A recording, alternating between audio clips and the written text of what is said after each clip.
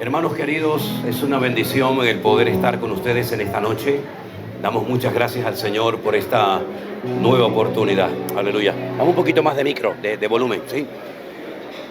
No tenía pensado cantar esta noche porque honestamente desde hace un par de días estoy con la voz bajo mínimos, pero tengo la gran bendición de que estos hermanos me han estado acompañando en estos últimos años. Creo que este es el cuarto año que venimos y se saben mejor que yo las canciones, porque yo para recordar las letras, incluso de mis canciones, soy un auténtico desastre, pero ellos como se las saben muy bien, le he pedido que me acompañen, ¿eh? Así que ustedes también se pueden unir con nosotros. La persona que está a su lado, ¿usted la conoce? Mírelo un momentito, la que está en su mesa.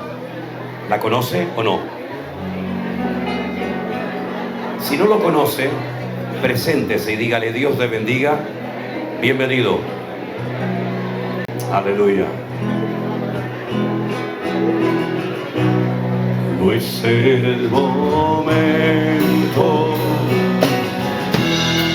de volver atrás. No es el momento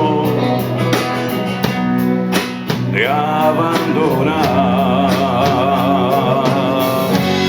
Sigue adelante, aleluya, mirándolo a Él.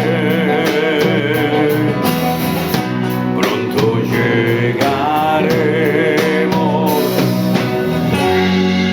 al hogar, olvidando lo que queda atrás,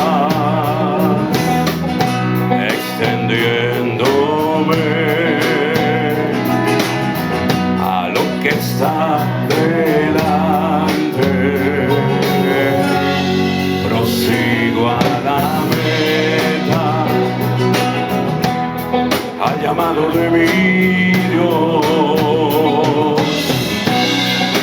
con paciencia llegaremos al hogar. Diga David, fuerte soy. Vamos. Aleluya. Cristo, en Cristo yo soy más que vencedor.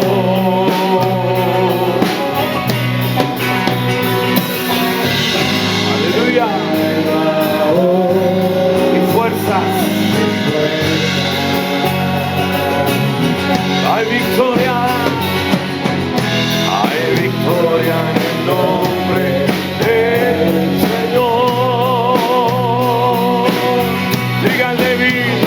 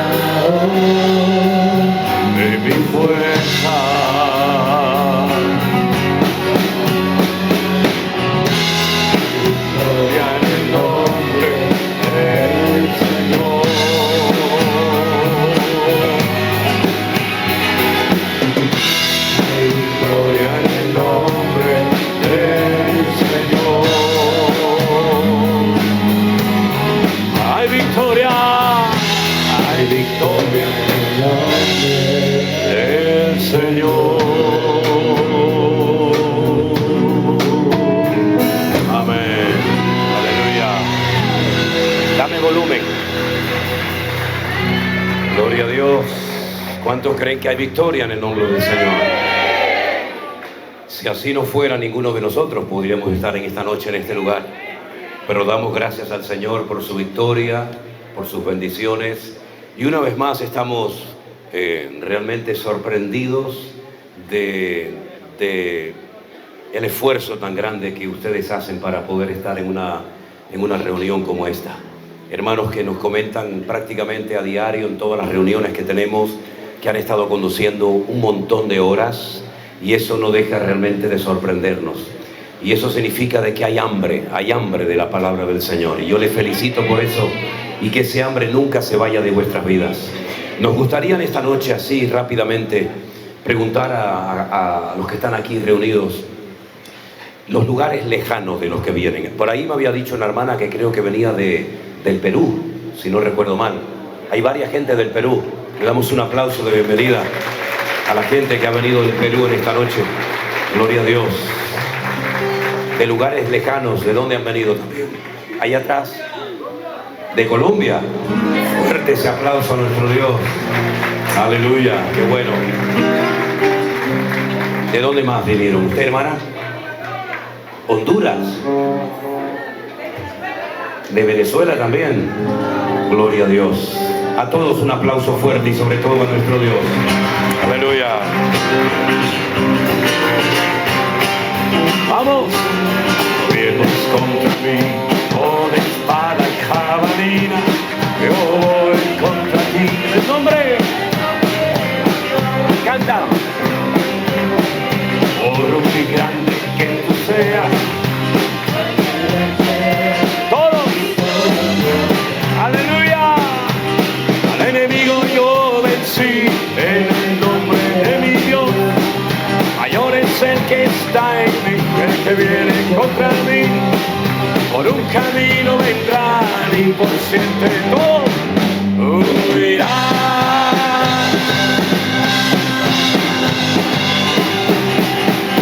Y aunque nadie se atreve a pelear contra el gigante, era día de victoria, de gloria. Con mi onda y una piel al gigante yo vencí, porque había provocado al Dios de Israel. ¡Vamos! ¡Vamos!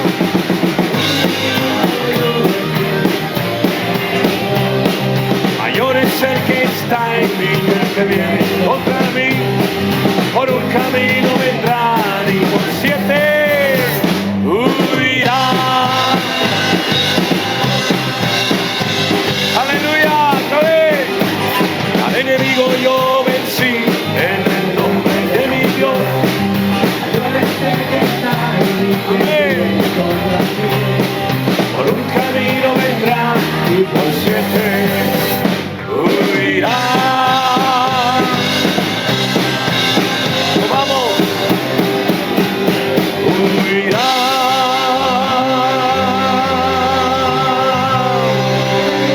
Aleluya. Amén. Amén. Pueden tomar asiento, mis hermanos, en esta noche. Aleluya. Gloria a Dios. Recién acabamos de llegar de San Antonio. Hemos estado allí unos días y estamos muy agradecidos porque de verdad que de todos los viajes que hemos hecho a los Estados Unidos, este es el cuarto año consecutivo. Sin lugar a dudas, este está siendo inolvidable. Prácticamente en todas las reuniones estamos viendo cómo la gente viene haciendo un esfuerzo tremendo para escuchar la palabra del Señor, y sobre todo lo más hermoso es la cantidad de gente que en estos días ha decidido aceptar a Cristo en su corazón como su Señor y Salvador personal. Y eso es el gozo más grande que podemos tener en esta vida. Así que, Elena, saluda aquí a todos los hermanos en esta noche. Adelante. Aleluya. Gloria a Dios. Amén. También gracias, estoy, Jesús. También ¿Se oye bien fuera? garganta. Fuera no tengo ninguna referencia, pues oye bien, ¿no? Sorprendida que ha podido cantar, porque esta mañana casi no podía ni hablar y decíamos, Dios mío, ¿cómo va a llegar a Las Vegas que tiene que compartir y cómo llegará a San Francisco si sigue así? Sí. Pero no, creemos que el Señor renueva cada día las fuerzas, ¿verdad? Y bueno, ha estado hasta cantando. Bueno, que el Señor siga guardando su voz, oren por su voz, porque es el instrumento que Dios usa para predicar la palabra, y si no puede hablar, pues imagínense. Estamos muy agradecidos al Señor, como siempre. Nos asombra el ver personas que vienen desde tan lejos, ¿verdad?, para conocerle, para saludarnos, y gracias una vez más por todo el amor que nos dan, de verdad. A veces nos gustaría dividirnos en trocitos para poder corresponder a cada uno como se merece. Pero bueno, estamos agradecidos, estamos un poquito cansados. Yo esta noche dormí poco y estoy como media en las nubes, pero el lugar es precioso. Sí, una belleza. Es un lugar que parece de fiesta para bailar, pero aquí vamos a glorificar el nombre de Dios. Amén, y aleluya. vamos a exaltarle a Él, Amén. como Él se merece, no importa el lugar, porque el Señor está aquí en medio Amén. de nosotros. Amén. Y vamos a escuchar la palabra de Dios con gozo en nuestros corazones y con agradecimiento. Dios les bendiga. Amén, gracias Elena, gloria a Dios, aleluya. Gracias Señor Jesús. Ponemos esto por ahí. Hermanos queridos, cuando la gente viene y nos saluda y nos dice que han estado horas y horas conduciendo, incluso días, como nos ha ocurrido en este viaje, les suelo hacer una pregunta, porque no deja de sorprenderme que después de 5 años, después de aquel tiempo que todos conocemos como el tiempo de la pandemia, que yo no tengo nada que ver con eso, no sé por qué me llaman el pastor de la pandemia, sí. Yo no produje nada, yo también la pasé, ¿sabes? Y también estuve encerrado, pero bueno, si prefieren llamarme así, no hay ningún problema. La respuesta que todo el mundo me da cuando viene de Utah, de Nueva York, de México, en fin, de donde sea, es porque tenemos hambre de la palabra de Dios. Y esta es una de las señales de los últimos tiempos, ¿saben? Generalmente, y yo he caído en ese error a veces, que cuando hablamos de los acontecimientos finales, como que siempre hablamos de lo negativo, de las guerras, del anticristo, de la marca de la bestia. Y está bien, porque son señales que tienen que ver con los últimos tiempos. Pero hay una señal muy bonita que el Señor dijo que ocurriría en los últimos tiempos, y es esta. Dice el Señor que yo enviaré hambre y sed, no de pan ni de agua, sino de oír la palabra de Dios. Y en medio de este caos, y en medio de estas circunstancias en las que vivimos, y en tantos lugares donde ya hace años que no se predica la palabra, yo me alegro muchísimo que Dios haya levantado un remanente fiel de hombres y mujeres de diferentes iglesias, denominaciones, etcétera, que todavía tienen hambre y sed de oír la palabra del Señor. Y cuando se nos acercan a nosotros y nos felicitan por predicar la palabra de Dios, yo siempre digo lo mismo: no hay ningún mérito personal.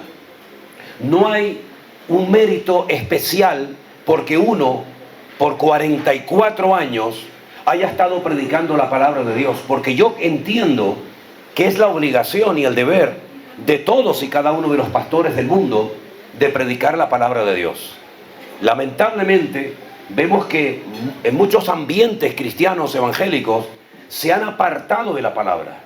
Y hay incluso congregaciones que dedican una barbaridad de tiempo a la alabanza, y no tengo nada en contra de la alabanza. Me gusta cantar, me encanta componer canciones, pero, hermanos queridos, lo que le da base, lo que le da fundamento a nuestra vida no es la música que cantamos, no son las reuniones o las cenas que organizamos.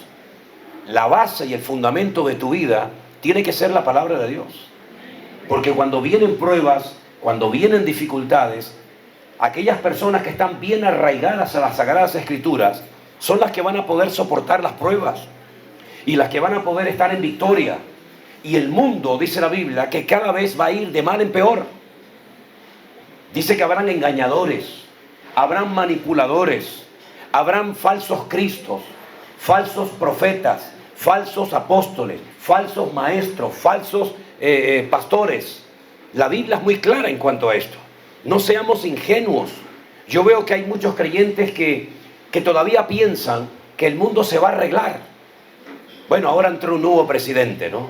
Y ha levantado una expectativa tremenda. Y por ejemplo en Israel, donde vamos muy a menudo, pues tienen una ilusión tremenda porque ahora hay un nuevo presidente. ¿Saben una cosa, mis queridos hermanos? Yo les recuerdo lo que dice la palabra de Dios. Maldito el hombre que confía en el hombre, más bienaventurado el varón que confía en Jehová su Dios. ¿Cuántos dicen amén? Así es, mi hermano querido. Por otra parte, siempre lo he dicho y ustedes lo saben, entiendo el cariño, el amor, el respeto, en fin, todo lo que ustedes nos dicen. Yo vengo de tal sitio, llevo no sé cuántos años viendo tus devocionales, viendo tus cultos, y todo eso está muy bien, pero ¿saben una cosa, hermanos? No pongan la mirada en los pastores, y en mí menos todavía. Si alguien en esta tarde ha venido única y exclusivamente a verme, ya está, ya me viste. Ya no hay más. Esto es lo que hay, amigo. Te guste o no te guste, a mí personalmente me da igual. Si has venido para verme a mí y sacarte una foto, honestamente has perdido el tiempo y dinero. Pero si tú has venido para que en esta tarde el Señor hable a tu corazón, entonces ha merecido la pena cualquier esfuerzo que hagas. Bendito sea Dios. Y déjeme que les recuerde algo que mi hija siempre me dice, mi hija mayor, tengo dos, la mayor Priscila y la menor Miriam, por la cual les agradezco siempre sus oraciones. Mi hija mayor siempre dice, ay papá, a ti te quieren tanto porque viven muy lejos de Tenerife. Yo no sé si te querrían tanto si fueran miembros de la iglesia de Tenerife.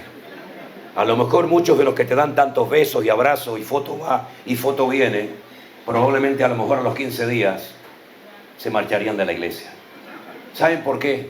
Porque ustedes no me conocen realmente a mí. Ustedes me ven en una pantalla de una televisión, o me escuchan en una radio, o me ven en internet. Pero la realidad de Manolo Sierra no es esa. Yo soy un hombre de carne y hueso como cualquiera de ustedes. Y durante años, y mi esposa está aquí que lo puede corroborar, durante años mi caballo de batalla fue el desánimo. Créame, dice, ¿cómo? Sí. Yo estaba tan tranquilo, siendo pastor, y de repente me entraba una tristeza que me consumía. No tenía ganas ni de salir de la habitación. Hasta que un día le dije al Señor, Señor, estoy harto, estoy cansado, no sé lo que me pasa. Predico, la gente se convierte, tú me llevas de un lugar a otro. Pero era algo que me dominaba, no sabía lo que me ocurría. Hasta que me rebelé contra eso. Huía de la gente. No me gustaron nunca que me sacaran fotografías. Siempre en la fotografía me veo con cara de idiota, siempre. Siempre lo he dicho. O salgo con cara de tonto o con los ojos cerrados. Y no me gustaba el tema de las fotografías. Cuando iba a predicar a una iglesia decían, pero ¿dónde está Manuel? No, está allá atrás. Huía de la gente. No me gustaba estar siempre de gente, pero el Señor me transformó la vida. Ahora prácticamente siempre estamos rodeados de gente y estamos tan agradecidos y estamos tan ocupados que ya no tengo tiempo para desanimarme. Así es que el Señor tal vez por eso me ha dado tanto trabajo, para que no piense en mis tonterías y no me desanime ni me deprima, sino que vaya, como dice la palabra, de gloria en gloria, de victoria en victoria y de bendición en bendición. Bendito sea Dios. Gloria a Dios. Quiero también presentar en esta noche a un hermano pastor que nos ha seguido en el buen sentido de la palabra en estos últimos años, y a ver si ya por fin puedo ir a visitarte a la iglesia. Es un pastor que viene desde San Diego. Yo quiero que vengas un momentito adelante con tu esposa. Ven un momentito, hermano. Por favor, denle un aplauso a este pastor que ha ido a Canarias, ha venido a Las Vegas y nos hablamos muy a menudo. Yo no lo conocía a él, ustedes siempre juegan con ventaja que nos ven a nosotros. Él mandó a jóvenes de su iglesia de San Diego al primer campamento de jóvenes que hicimos el año pasado en los Estados Unidos, al cual estuvo Anderson. Así que bienvenido y danos un saludito. ¿Te parece? Estás en tu casa, por favor. Bueno, no esperaba esto, hermano. Tranquilo. Sí, mi nombre es Kelly Montalvo, por la gracia de Dios, solo por la gracia de Dios, constituido pastor de un hermoso rebaño ahí en San Diego, al norte de San Diego. Estamos en la ciudad de San Marcos. Y sí, como dijo el pastor, pues Yo soy de esos que, como muchos de ustedes, lo vieron predicando a sillas vacías. Y tan pronto vi esa imagen, dije, yo tengo que conocer a este hombre. Y bueno, planificamos un viaje con mi esposa, era nuestro 40 aniversario. Ah, sí, es verdad. Y allí fue que lo conocí personalmente y he estado detrás de él para que venga a San Diego. Y este año, en septiembre, con el favor del Señor, pues el pastor va a ir a San Diego, creo que 4 y 5 de septiembre. Estoy muy emocionado ahora. Él va a ir, no va a ser una actividad cena y prédica, va a ser una campaña evangelística. Ah, mira. Me acuerdo en Tenerife cuando le dije, esta es la idea, la visión que el Señor me dio, yo quiero hacer una campaña evangelística, traer almas a Cristo. Y me dice, yo era evangelista. Ahí en las calles evangelizaba, ¿verdad? Sí, emocionadísimo. Yo dije, pues vamos a evangelizar. Entonces, eso con el favor de Dios se va a dar en septiembre. Y es una bendición estar aquí con todos ustedes, compartir con el pastor, con el ex de la familia. Bueno. Y vamos a recibir buena palabra. Sí. ¿Cuántos tienen hambre aquí de la palabra de Dios? Amén, Yo gloria a Dios. Tengo hambre y soy pastor, hermano. Así que vamos a escuchar la palabra. Dios lo bendiga. Amén, gloria a Dios. Gracias, mi hermano querido. Bienvenido, bienvenido. Gracias a Dios. De verdad que qué bonito, ¿no? Escuchar también a pastores, ¿no? Que vienen con esa sencillez, con esa humildad, como cualquiera de nosotros, de escuchar la palabra del Señor. Yo no sé por qué el Señor está haciendo todo esto. La verdad es que me lo he preguntado 1000 veces. Algunos dicen, bueno, ¿será que el Señor les ha recompensado tantos años de ministerio? El que es fiel en lo poco, el Señor lo pone sobre mucho. Mira, yo no sé realmente la razón. Yo lo único que sé es que el Señor nos está permitiendo disfrutar de un tiempo que ni en los mejores sueños de mi vida yo me podía imaginar. El Señor nos ha llevado a lugares y hemos conocido a miles de personas en diferentes partes del mundo. Y como decimos muchas veces nosotros en casa, nos faltarán 10.000 vidas para poder conocer a toda la gente que en estos años se ha reconciliado con el Señor, que han venido a sus pies. Testimonios de vidas cambiadas que si ustedes no los contaran, nosotros no tendríamos ni la más remota idea de lo que el Señor ha hecho. Porque en esta ocasión el Señor lo ha hecho de una manera tan preciosa y tan perfecta que con un simple teléfono, que es lo que yo uso, con un simple teléfono, pensando muchas veces que al otro lado nadie te estaba viendo, el Señor ha hecho una obra realmente espectacular que todavía hasta el día de hoy nos tiene con la boca abierta. Nunca pensé venir a Las Vegas a predicar la palabra y tener una congregación aquí, como gracias al Señor tenemos, que fue la primera iglesia que el Señor nos permitió abrir en esta ciudad. Nunca pensé en mi vida, jamás, nunca, que tanta gente te conociera. Nos llama mucho la atención. A mí me asustan estas cosas. Yo es que no me crié en esto, ¿no? Y cuando estás en un aeropuerto y te viene una persona y pastor, cierra, pastor, y yo digo, tranquila, hermana, relájese, no me ponga más nervioso de lo que estoy, ¿no? Y cuando policías en España y en otras partes del mundo, policías vienen, se te acercan y yo digo, ya está, ya me descubrieron. Y me dice, pastor, Dios le bendiga. Digo, ay, qué susto me dio el cuervo cuando vi que se me acercaba, ¿no? La verdad es que es realmente increíble todo lo que el Señor está haciendo. Pero déjenme que también les diga que en estos 5 años, casi que va a cumplir ahora lo que llamamos la iglesia virtual, hemos tenido también que llevar a los pies de Cristo a personas ya en sus últimas horas de vida. Me acuerdo que una vez recibí una llamada, perdona si tú estás aquí y me estás escuchando, no lo sé, pero recuerdo que una vez recibí un mensaje de una persona que me pedía que urgente llamara a su mamá, que estaba en un hospital grave, con muy poquito tiempo de vida. Y yo miré el reloj y calculé la hora en ese país y dije, es muy temprano, es de madrugada, voy a llamar un poquito más tarde, ¿no? Y entonces, como vio que no le respondía al momento, me volvió a escribir y me dijo, claro, como usted ahora es famoso, y viaja tanto, no tiene tiempo para atender a mi mamá. Oye, agarré el teléfono y le llamé a los 5 minutos y le dije, mira, escúchame una cosa. No es por cuestión de fama ni estupideces de esas. Es porque consideré que a las 2 de la mañana llamar a un enfermo tal vez no era prudente, pero pásame con tu madre. Y hablé con ella, oré con ella. Tuvimos un tiempo realmente tremendo. Una señora que estaba en los últimos minutos de su vida, y no es la primera vez que lo hago, Oré por ella, abrió su corazón al Señor y nos despedimos. Nunca la conocí personalmente. Al poco rato, yo estaba conduciendo y al poco rato me llamó y me dijo, mi mamá acaba de partir a la presencia del Señor. Es una de las experiencias más fuertes que he tenido en estos años. Cuánta gente que se ha convertido a través de nuestro ministerio y de lo que llamamos la iglesia virtual, ya están en la presencia del Señor. Así que la iglesia virtual no solamente está en San Antonio, Texas, y en Las Vegas, y en San Francisco, ya también tenemos un trocito de la iglesia virtual en el reino de los cielos, de almas que hemos podido llevar a los pies del Señor Jesucristo. Bendito sea Dios. Pero queda mucho camino por recorrer. Siempre cuando vengo a Las Vegas, a mí no me llaman la atención las luces y los casinos y todas esas historias que para mí, honestamente, no tienen el mayor atractivo.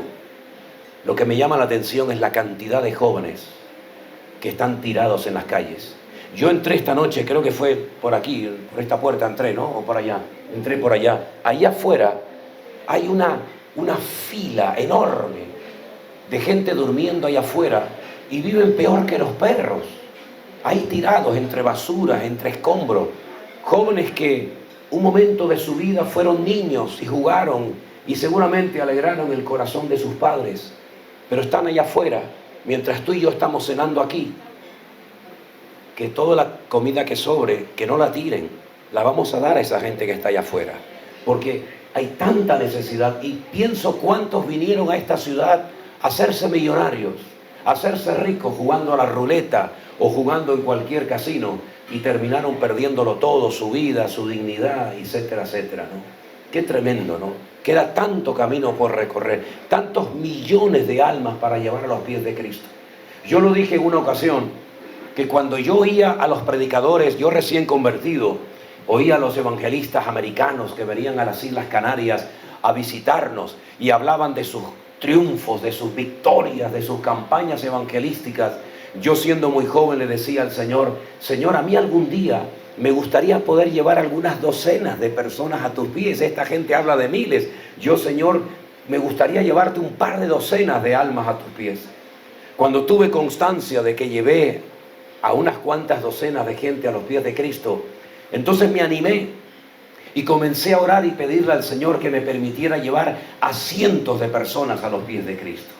Cuando tuve constancia de que ya eso se había producido, comencé entonces a pedirle al Señor, Señor, ayúdame y dame fuerza para poder llevar a miles de almas a los pies de Cristo.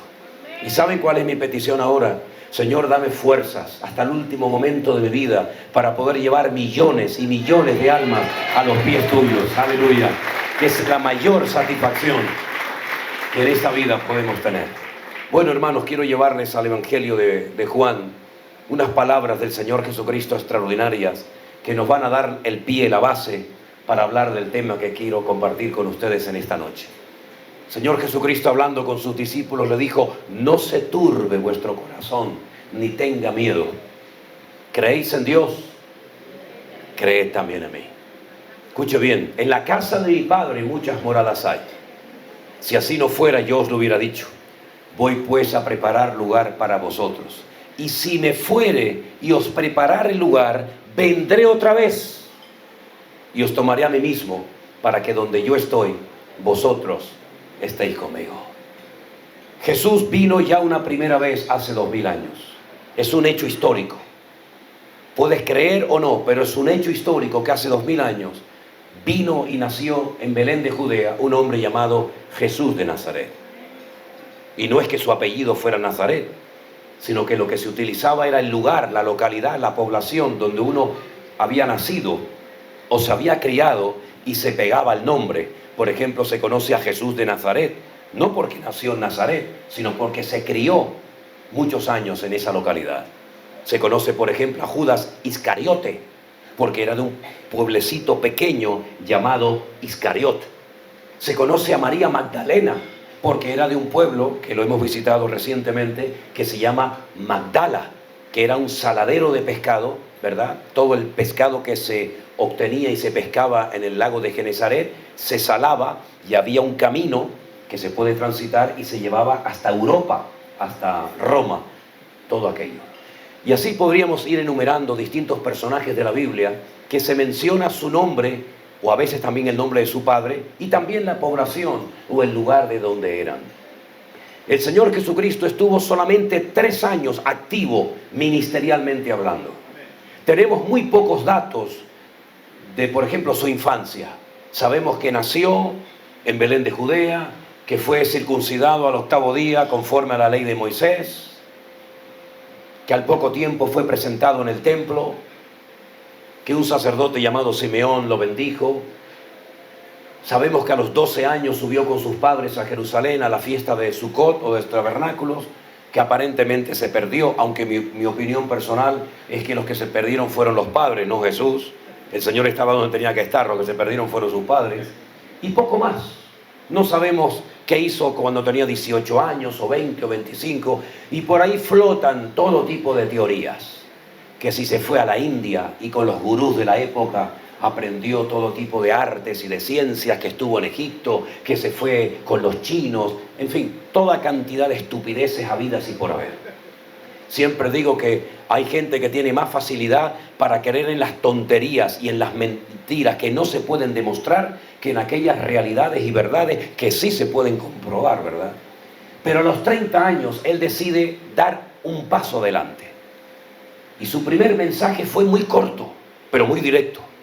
Arrepentíos, porque el reino de los cielos se ha acercado a vosotros. Este concepto, esta idea, el reino de los cielos, nunca nadie lo había hablado.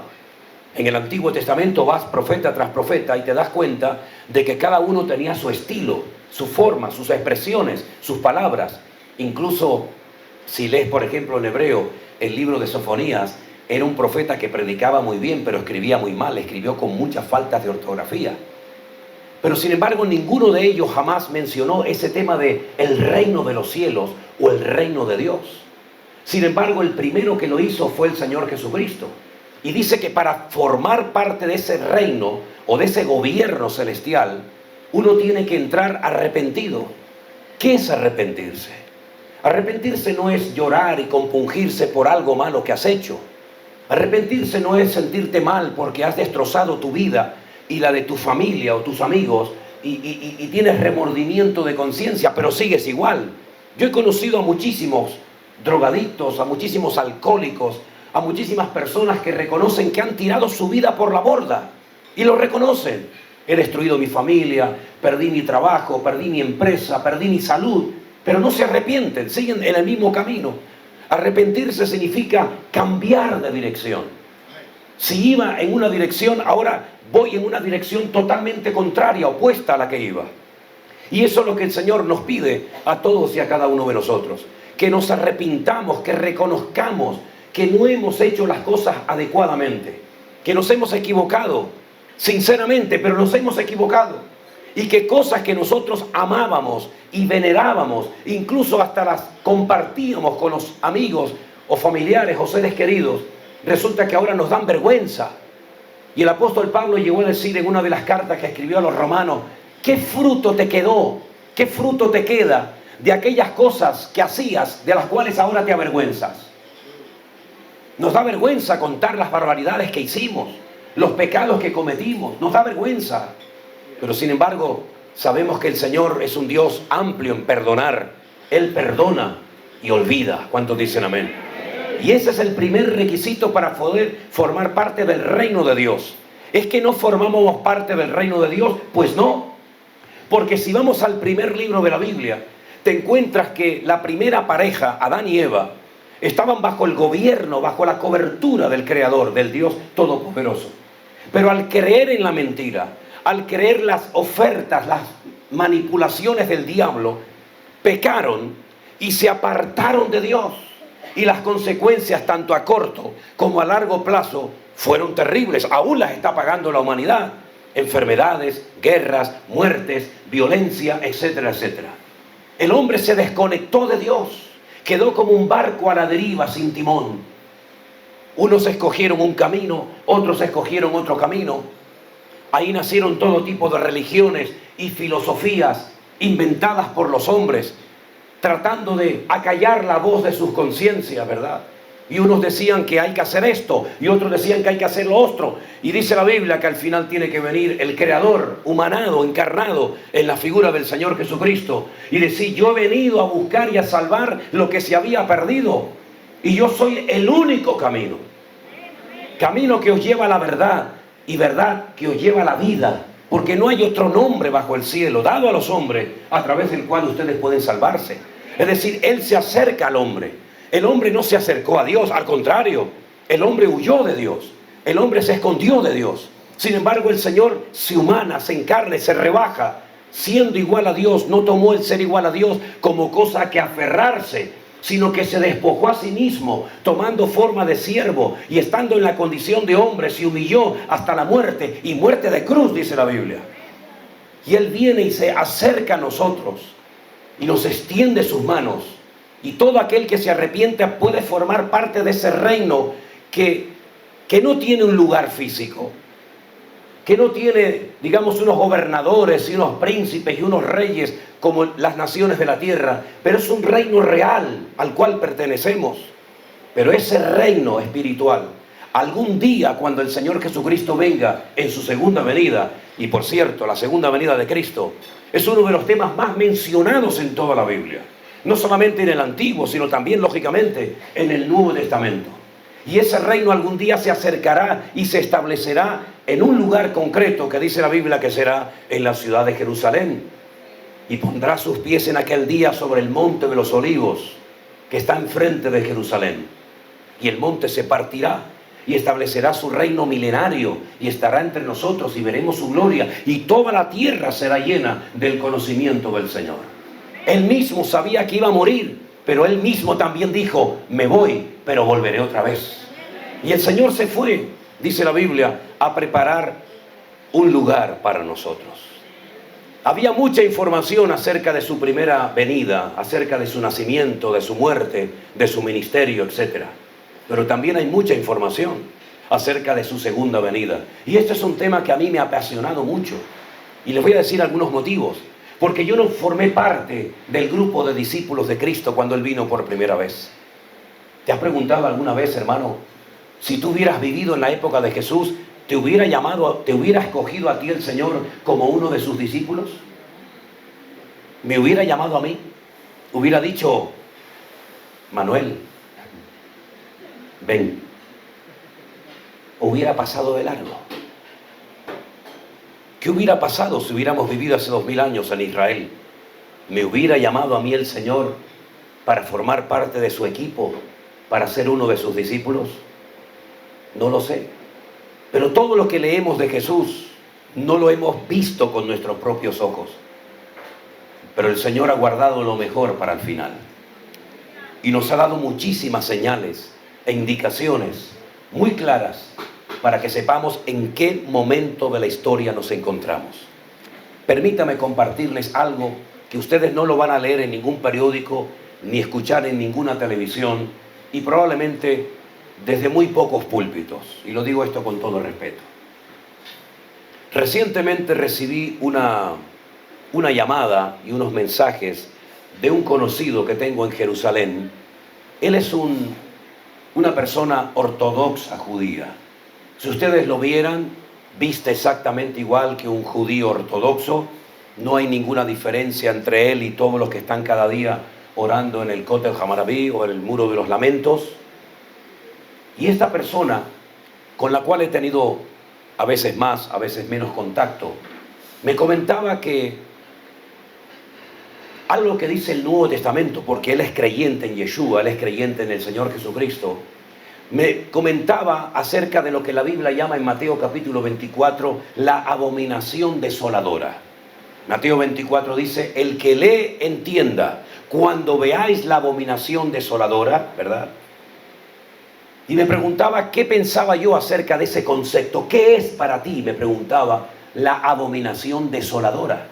Y yo le dije que a lo largo de la historia, los creyentes hemos creído que lo que pasó en la época de Antíoco Epifanes, que fue un griego que profanó el lugar santísimo, que se atrevió a meter sangre de un cerdo, de un animal inmundo, en el lugar santísimo, en eso consistía la famosa abominación desoladora. Es una profanación del lugar más sagrado del templo de Jerusalén. Y me dijo, efectivamente, eso tiene que ver con la abominación desoladora, algo que ocurrió cientos de años antes de Cristo, repito, en la época del Imperio griego. Cuando Alejandro Magno, que fue el emperador del imperio de los griegos, muere, él no dejó descendencia. Entonces todo el mundo que él había conquistado, que era un terreno enorme, se lo repartieron 4 de sus generales, los principales, Ptolomeo, Seleuco, Crasando y Silimaco. Esos 4 generales se repartieron el mundo, y uno de ellos se apropió de Siria y se apropió de la zona que hoy en día conocemos como Israel. Y en ese lugar existía en aquel tiempo el templo famoso de Jerusalén. Los griegos no lo destruyeron como había hecho Nabucodonosor, sino lo que hacen es que lo profanan, lo convierten en un spa, ¿sí? Lo convierten en un gimnasio, ponen una serie de ídolos en el templo de Jerusalén y profanan el lugar santísimo. Y el Señor Jesucristo dice, cuando vosotros veáis la abominación desoladora, el que lee entienda. Y uno se pregunta, pero ¿cómo que vamos a ver la abominación desoladora? Si eso es algo que ocurrió 400 años antes de Cristo. ¿Quiere decir que va a volver otra vez a ocurrir lo mismo? Bueno, la Biblia dice, y es un principio fundamental de la hermenéutica bíblica. La hermenéutica, como bien sabéis, es la ciencia que nos ayuda a la correcta interpretación de los textos bíblicos. Y hay muchas reglas de oro. Y una regla de oro es que la Biblia misma lo dice en Eclesiastés capítulo 1. ¿Qué es lo que será? Dice lo mismo que fue. Cuando usted lee la Biblia, las profecías de la Biblia en hebreo, usted se va a dar cuenta que lo que tiene que ver con el futuro, el tiempo del verbo está en pasado. Es decir, te cuenta el futuro en tiempo pasado, como algo que ya pasó, como algo que ya ocurrió. Por eso dice la Biblia que lo que va a ser ya ha ocurrido. ¿Y cómo que ha ocurrido? Porque ya te lo acabo de contar. Porque el único que conoce y controla el futuro es nuestro Dios. Y como Él sabe lo que va a ocurrir, porque Él quita y pone reyes, y Él sabe lo que va a ocurrir este año en Estados Unidos y lo que va a ocurrir dentro de 10 años donde estemos, Él te lo cuenta como algo que ya ha sucedido. Y tú tienes que encajar esa palabra, ese mensaje, en el tiempo en el cual tú vives. Y la Biblia dice que el lugar santísimo volverá a ser profanado. Pero este que me llamó de Jerusalén me dio un dato muy interesante que quiero compartirlo con ustedes en esta noche. Él me comentó que hay un grupo muy grande de judíos ortodoxos en la actualidad en la ciudad de Jerusalén que han construido un altar portátil. No un altar fijo, sino un altar portátil que lo desmontan y lo montan muy rápidamente, tal como se hacía cuando los hijos de Israel salieron del cautiverio o de la esclavitud en Egipto, que montaban y desmontaban rápidamente el tabernáculo. ¿Sabéis lo que estoy diciendo, verdad? Bueno, pues han vuelto a construir, han vuelto a hacer un altar portátil, porque han llegado a la conclusión de que el pueblo de Israel, antes de tener el templo en Jerusalén, construyó altares. El pueblo de Israel construyó altares. Abraham hizo altares, Isaac, Jacob y otros personajes. Por lo tanto, ellos dijeron, construyamos este altar. Pero este altar lo vamos a tener preparado para subir a la explanada de las mezquitas, al monte Moriah en Jerusalén, y exponerlo allí y presentar nuestros sacrificios. Y yo le dije, si ese grupo grande de judíos se atreve a subir a ese lugar, se va a armar la tercera guerra mundial. porque los árabes que custodian aquel lugar, sobre todo el rey Hussein de Jordania, no va a permitir que ustedes los judíos, aunque él no va a participar de eso, que los judíos suban y pongan la abominación desoladora como ellos la llaman. Pero no lo hacen porque creen en el Señor Jesucristo, sino todo lo contrario. Lo hacen porque hay centenares y centenares de judíos que abiertamente no se han confesado como seguidores del Mesías, pero ellos lo saben y les han dicho: esto lo hacemos para demostrarles a ustedes, los mesiánicos, los traidores, como los llaman, para demostrarles que nosotros no necesitamos la sangre de ningún hombre derramada en ninguna cruz, sino que nosotros vamos a continuar con nuestros sacrificios de animales. ¿No es eso un insulto a Dios? ¿No es eso menospreciar y pisotear la sangre de Jesucristo? ¿No es eso infravalorar el sacrificio perfecto que hizo Cristo, cuando la Biblia nos dice clarísimamente en la carta a los Hebreos que la sangre de los toros y de los machos cabríos no puede perdonar pecados, sino solamente la sangre de aquel que venció al diablo en la cruz del Calvario? Entonces, yo le dije: si ese grupo grande de judíos que tú dices ya tienen todo preparado y en cualquier momento van a subir, sabes que se va a armar una grande. Y me dijeron: están dispuestos a pagar el precio y van a subir armados hasta los dientes. No van a subir con el altar simplemente, sino van a subir armados, dispuestos a establecer ese altar y después construir el templo. La pregunta es: ¿lo conseguirán?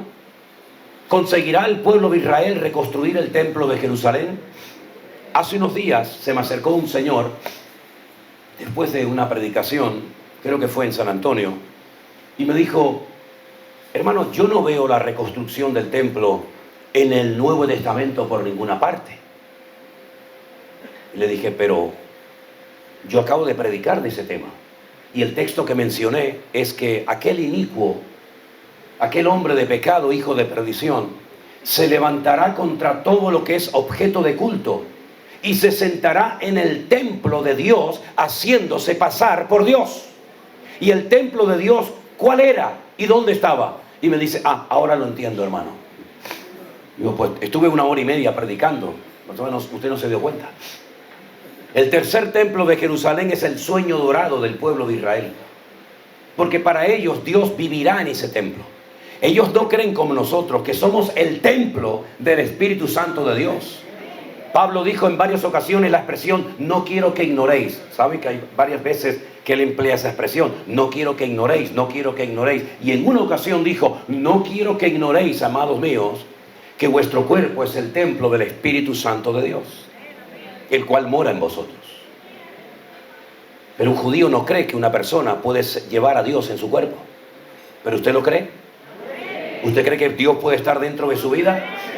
Eso para nosotros es lo más normal del mundo, pero para ellos no le entra en la cabeza, porque ellos necesitaban un templo físico y estaban orgullosos de ese templo. Pero ese templo fue destruido en el año 70 después de Cristo. Vespasiano, que era el emperador romano de la época, le dijo a su hijo, que era el general de las legiones romanas en Israel, se llamaba Tito, le dijo: destruye el templo. Se corrió la voz de que los judíos habían escondido el oro dentro de las piedras. Y entonces comenzaron a machacar las piedras y no dejaron piedra sobre piedra. Pero 37 años atrás el Señor Jesucristo había dicho: ¿veis todo esto? No quedará piedra sobre piedra que no sea destruida. Y aquella palabra que les golpeó tanto a los discípulos, tanto que le preguntaron al Señor: Señor, dinos cuándo sucederán estas cosas y qué señal habrá de tu venida y del fin del siglo, se cumplió literalmente. Y arrasaron completamente con el templo de Jerusalén. Y todos los tesoros del templo, ¿saben a dónde se los llevaron? A Roma. Y si algún día usted tiene la oportunidad de visitar la ciudad de Roma, la antigua ciudad imperial, va a ver que está el famoso arco de Tito, que es un arco de piedra enorme, gigantesco, y usted va a ver que han labrado en la piedra a las personas que iban atadas como esclavos para lanzarlos en la arena del circo romano, y cómo portaban, por ejemplo, el candelabro de 7 brazos, no el de 9, sino el de 7 brazos, llamado la menorá, y ven cómo se llevaron todos los tesoros del templo y construyeron otro templo, pero no a la vida, sino un templo a la muerte. Y ese templo todavía lo pueden visitar ustedes, y es el famoso Coliseo de Roma, donde miles y miles de personas y hermanos nuestros en la fe perdieron su vida por la causa del Evangelio. Increíble. Y hace 2000 años, en esa explanada, en ese monte, no ha habido un templo para el pueblo de Israel. Y sueñan, y lloran, y piden, y claman, y ayunan todos los días para que ese templo sea reconstruido. Pero ¿quién se atreve a sacar a los árabes de ahí arriba? ¿Quién se atreve a sacar a los mártires de Al-Aqsa que viven en la mezquita que está en la esquina? No la cúpula dorada, que no es una mezquita, sino es el domo de la roca. Y ese domo de la roca, ¿lo habéis visto en el devocional? No es que esté haciendo publicidad de mi devocional, ni mucho menos, Yo no vengo aquí para eso, pero la editorial este año puso la fotografía de la explanada del templo y sale la cúpula dorada. Esa cúpula dorada, lo que está tapando es una piedra que es más grande que toda esta plataforma. Es una piedra enorme, grandísima, donde los judíos dicen que ahí fue donde Dios creó el mundo. Ese es el centro geográfico, el ombligo de la tierra. Y en ese lugar hay una piedra enorme donde el patriarca Abraham subió a sacrificar a su hijo Isaac. Y fue en ese lugar donde el rey David subió y ofreció un sacrificio al Señor para que se parara la mortandad por aquel censo que lo hizo a lo loco sin consultar con el Señor. Y fue en ese lugar donde estuvo el templo de Jerusalén mucho tiempo, hasta que fue destruido en el año 70 después de Cristo. Pero la Biblia dice que volverá a ser reconstruido en tiempos difíciles y angustiosos. ¿Y quién permitirá que ese templo sea construido? ¿A qué acuerdo se llegará entre Israel, el mundo, Europa, América y los palestinos para reconstruir ese templo? La Biblia dice que Israel firmará un pacto con la muerte. Harán un pacto con la muerte, porque se levantará un hombre con un carisma, con una elocuencia, con un poder económico y militar tan poderoso que asustará al mundo entero. Y ese hombre hará un acuerdo, se producirá, entre comillas, un milagro, y se permitirá a los judíos volver a reconstruir su tercer templo. Y todo está preparado, todo está listo, todo está dispuesto. Cuando llevo a los grupos a Israel, los llevo al museo del templo y pueden ver el altar del sacrificio que ya está preparado, el lavacro donde se van a lavar las manos y los pies los sacerdotes. Pueden ver las vestiduras de los levitas, las vestiduras del sumo sacerdote, los instrumentos de cuerda, de viento y de percusión. Lo pueden ver absolutamente todo. Y las piedras del templo están sepultadas bajo el mar muerto. Son piedras que están numeradas y que se van a sacar en cualquier momento para construir en muy rápido, en un corto periodo de tiempo, el tercer templo de Jerusalén. Pero a los 3 años y medio, justo según la Biblia, de haberlo inaugurado, se produce la abominación desoladora. Este personaje que Juan lo llama el anticristo, lo profana y dice: a partir de ahora, aquí no se adora a Dios, aquí no se adora a nadie más que solamente a mí. Y eso ocurrirá a los 3 años y medio, cuando empiece el tiempo de la gran tribulación. Yo creo que hay planes ocultos que los políticos, por la repercusión que pueden tener si los dicen, no los han revelado. Por ejemplo, hemos oído cuáles son los planes para la Franja de Gaza, ¿verdad? Han oído lo que intentan hacer en ciertas y determinadas áreas del mundo, pero estoy plenamente convencido que están tratando de llevar a cabo planes que aún no los han revelado ni los han dicho, por la tremenda repercusión que pueda haber en el mundo entero. Y la pregunta es: ¿y mientras tanto nosotros qué hacemos? Porque la realidad es que nosotros seguimos en el mundo. A mí me habían enseñado cuando estuve en la escuela bíblica en la que estudié, que cuando las cosas comenzaran a ponerse muy difíciles y vinieran persecuciones y catástrofes y terremotos y epidemias, etcétera, etcétera, nosotros ya no íbamos a estar en esa época en el mundo, sino que los que iban a estar eran los judíos, por malos, porque habían matado al Señor Jesucristo y se lo merecían. Eso es lo que a mí me enseñaron durante años. Pero cuando uno analiza objetivamente la palabra de Dios, te das cuenta de que muchas cosas que en el pasado enseñamos y compartimos y predicamos desde los púlpitos no eran realmente así. No las comprobamos a la luz de las Sagradas Escrituras, sino que repetíamos las cosas como los loros. Era como un mensaje que habíamos oído y lo repetíamos, pero cuando nos paramos a analizar, dijimos, ¿dónde dice la Biblia que cuando el mundo se comience a poner muy complicado, muy difícil, etcétera, etcétera, nosotros los cristianos no íbamos a estar en este mundo? ¿Dónde lo dice? Y lo pregunté. Y la respuesta fue, porque Dios no nos ha puesto para ira, sino para alcanzar salvación. Sí, amén. Sí, claro que amén. Pero ¿a qué ira? ¿Cómo que a qué ira, hermano? ¿Que a qué ira Dios nos ha librado? ¿De qué ira? No lo entiendo. Pues te lo voy a explicar para que lo entiendas, amigo. El libro del Apocalipsis, que es el libro que más tendría que leer los cristianos hoy en día, habla de 3 tipos de iras. ¿Sabía eso usted? Ahora nadie dice amén, ¿eh? La Biblia habla de la ira del Cordero. ¿Quién es el Cordero? El Señor Jesucristo. La ira del Cordero, la ira de Dios. Número 1. Número 2, la ira de las naciones. Y número 3, la ira del dragón o del diablo.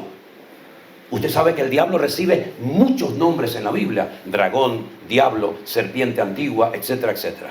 Igual que Dios, igual que el Señor Jesucristo, igual que el Espíritu Santo, reciben un montón de nombres, para que a través de esos nombres podamos conocer la esencia, la naturaleza, la forma como operan, la forma como actúan. Y el libro del Apocalipsis es muy claro a la hora de hablar a los creyentes, porque el libro del Apocalipsis no se escribió para el mundo. El libro del Apocalipsis se escribió para los cristianos, para que sepan, para que puedan descifrar e interpretar adecuadamente las señales de los tiempos. Y Juan es muy claro y le dice a la iglesia, está la ira de Dios, está la ira de las naciones y está la ira del diablo. Y cuando dice la Biblia que Dios no nos ha puesto para ira, habla de su ira. Dios no está enfadado con nosotros. ¿Cuántos dicen amén? Ninguna condenación hay para los que están en Cristo Jesús. Las cosas viejas pasaron y aquí todo se ha hecho nuevo. En otras palabras, no importa lo malo que fuiste, no importa lo horrible que fueron tus pecados, la vida que llevaste, no importa si te has arrepentido, Dios te ha perdonado y ha olvidado para siempre todos y cada uno de tus pecados. Y nunca más se acordará de ellos. No te estés torturando. Ay, es que yo fui muy malo, es que yo hice esto y yo hice lo otro. Dios perdona y Dios olvida. De modo que si alguno está en Cristo, ¿qué dice la Biblia? Nueva criatura es. Las cosas viejas pasaron. Hay una teología que se ha metido de unos años a esta parte en la iglesia, la cual yo aborrezco con todas mis fuerzas, que pone condenación en los hijos de Dios, diciéndoles, lo que te está pasando es una maldición heredada de tus antepasados. Menos mal que soy cristiano, porque si yo estuviera en el Antiguo Testamento, pero encima tengo que amarlo, La Biblia dice que el Señor murió en la cruz para redimirnos de toda maldición. Y los hijos no llevarán los pecados de los padres, ni los padres llevarán los pecados de los hijos, sino que el alma que pecare, esa morirá. Qué fácil es echarle la culpa al abuelo que fue un alcohólico y por eso yo soy un desgraciado. Qué fácil es echarle la culpa a papá que abusó de mí y no me amó y nunca me dijo que me amaba y nunca me hizo caso y nunca me dio un beso y por eso ahora soy un drogadicto, soy un ladrón o soy lo que sea. Qué fácil es siempre echarle la culpa a alguien, o al diablo, o a Dios, o a la iglesia, o al pastor, o al gobierno. en vez de asumir que somos responsables de nuestros actos. Claro, ya sé lo que van a decir algunos, pero hermano, usted no ha leído el versículo. Fíjate tú la pregunta que me hace. Usted no ha leído el versículo. Ay, mi madre, que si yo no he leído, ¿qué me está diciendo? Cuando usted viene, yo ya voy, señora. Usted no ha leído el versículo que dice la Biblia que Dios aborrece y visita la maldad de los padres sobre los hijos hasta la tercera y cuarta generación. Digo, claro que lo he leído, señora. Le digo el capítulo entero de memoria. Y si quiere hasta en hebreo se lo digo. Pero lo malo es que la gente, cuando le interesa enseñar algo, lo sacan del contexto y forman un pretexto. Y no hay peor mentira que una verdad a medias. Es verdad que hay un versículo en Éxodo capítulo 20 que dice que Dios visita la maldad sobre los hijos hasta la tercera y cuarta generación. Pero ahí se paran, no siguen leyendo. ¿Cómo sigue el texto? De los que me aborrecen. ¿Usted aborrece a Dios? ¿Usted desprecia al Señor? Pues entonces eso no va con usted, querido. De los que aborrecen a Dios, agárrate, prepárate. Pero dice la Biblia, sobre 1000 generaciones será bendita la generación de aquel que ama y obedece los mandamientos del Señor. Aleluya. Bendito sea Dios. Ahora resulta que como mi padre fue alcohólico, yo también voy a ser alcohólico.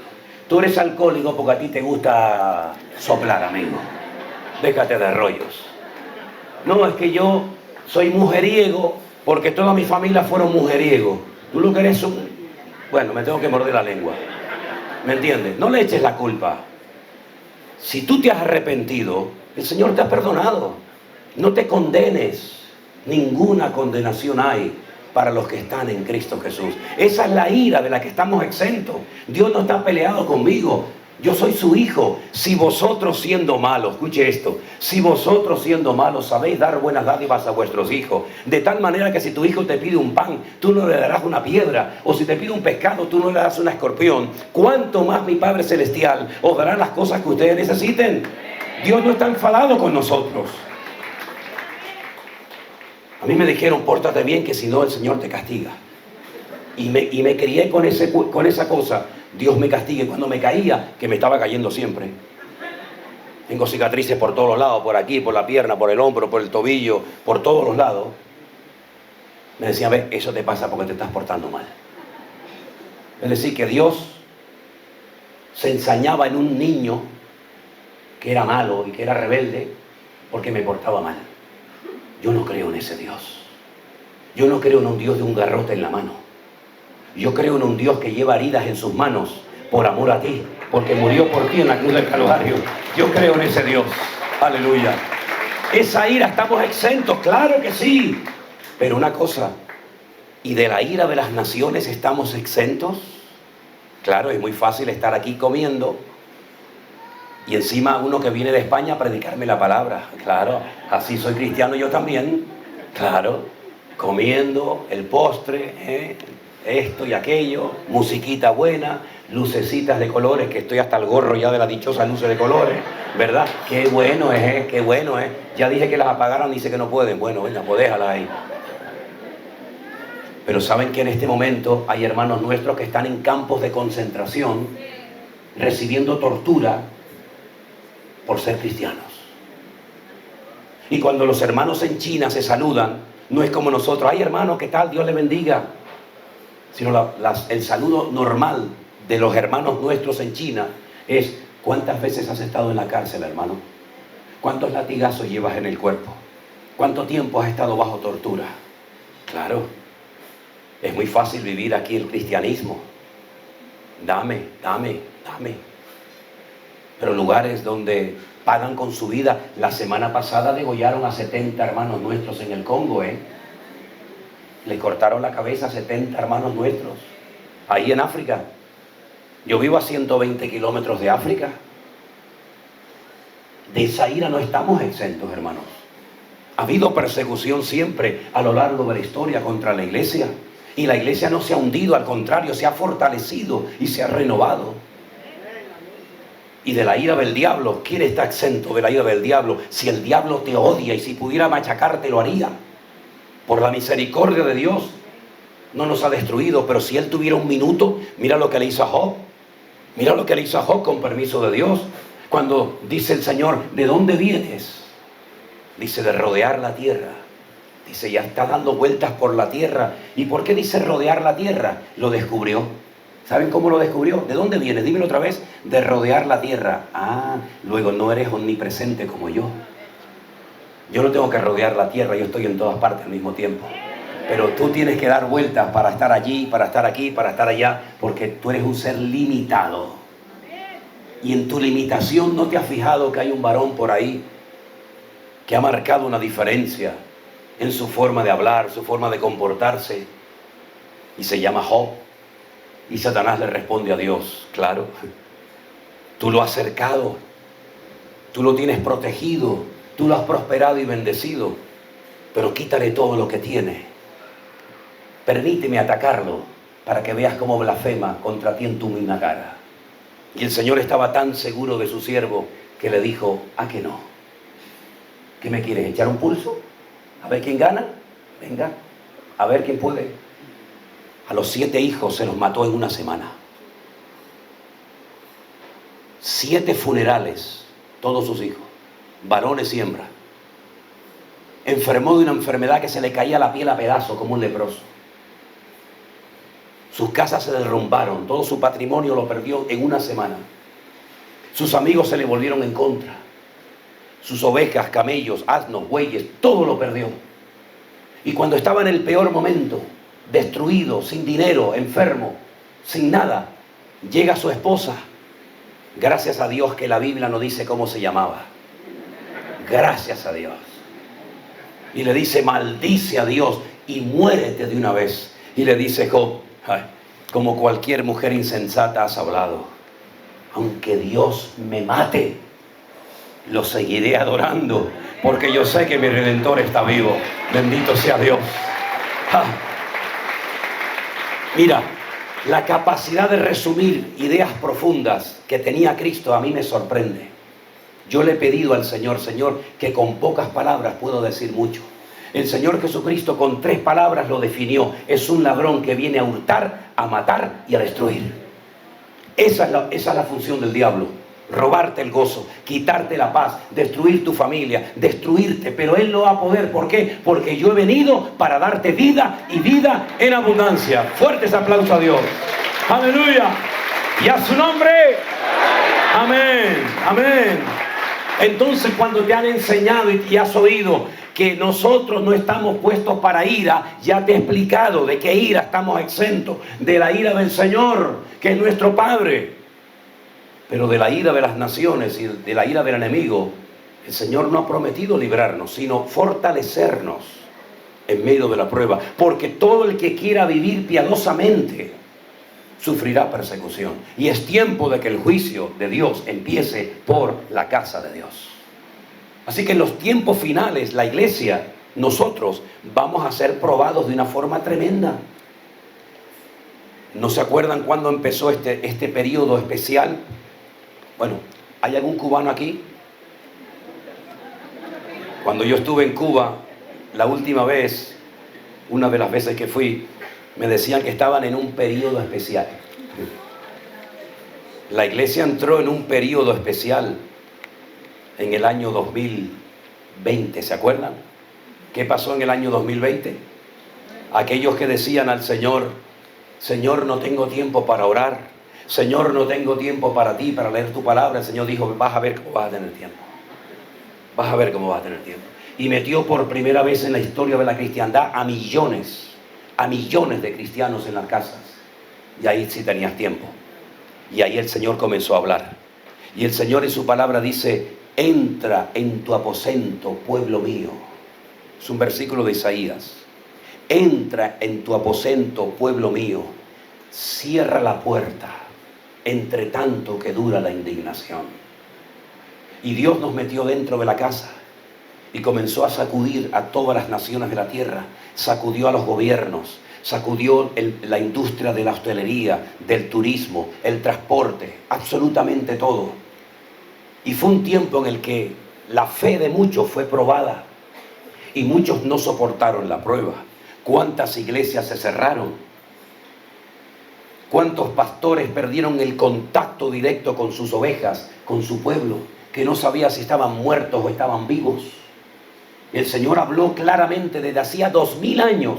No había hablado tan claramente a la iglesia.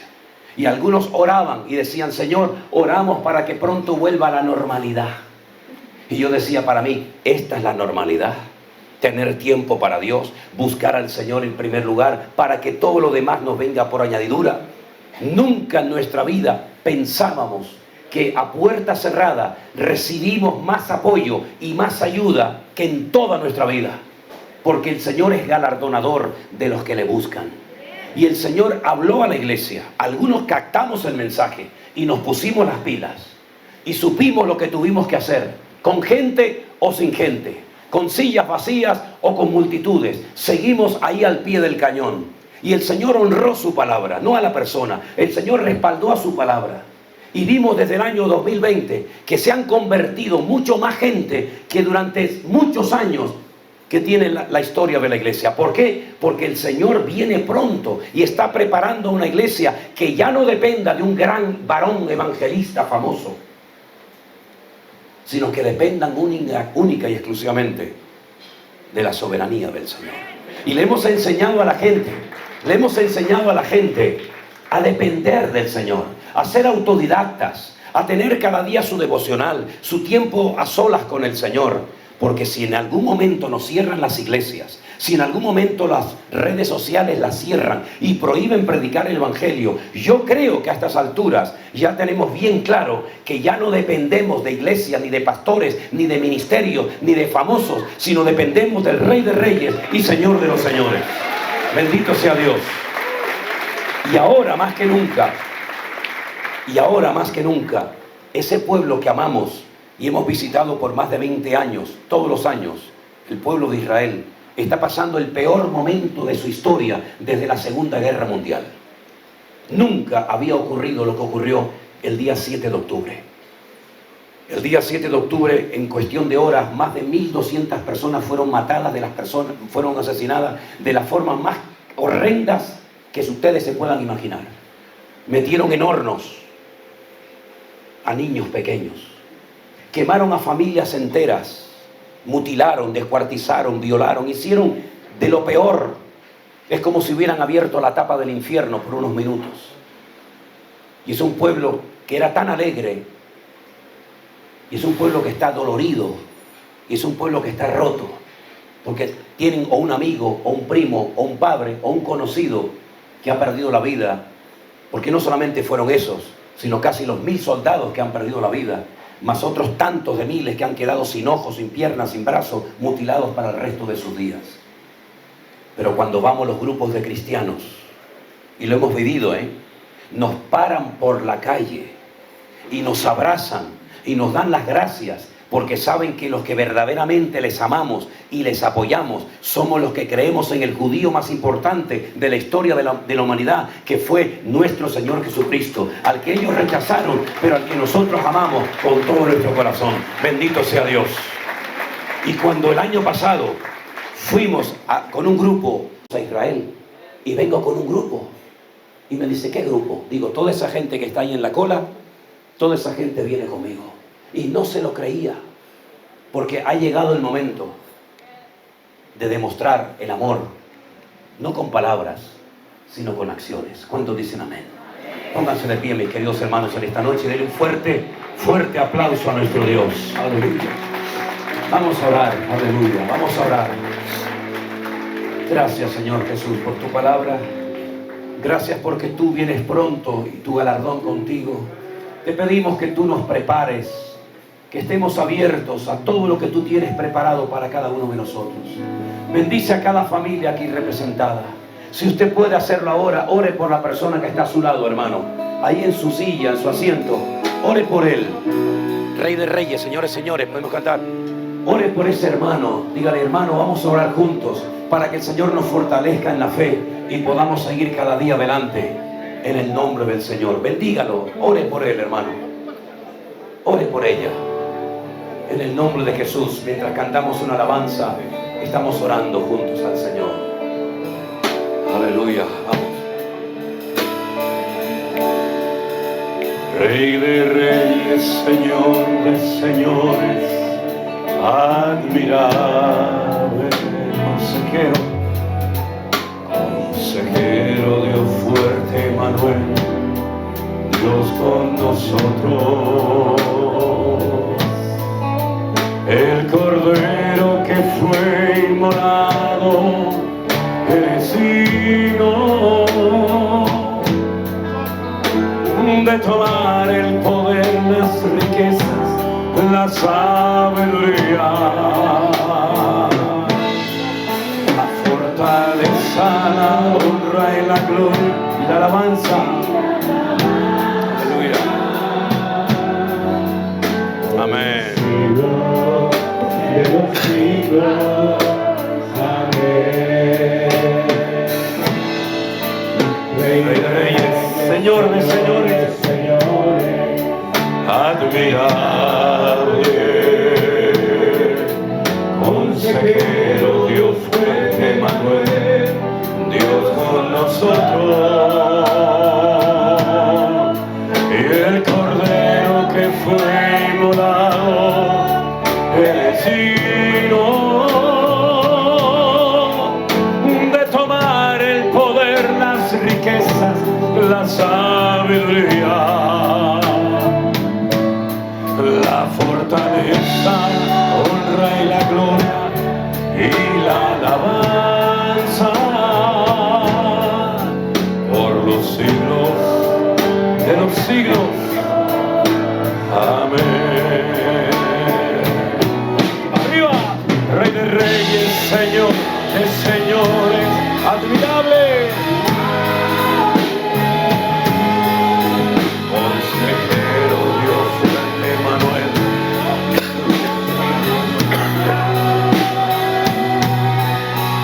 El Cordero que fue inmolado, eres digno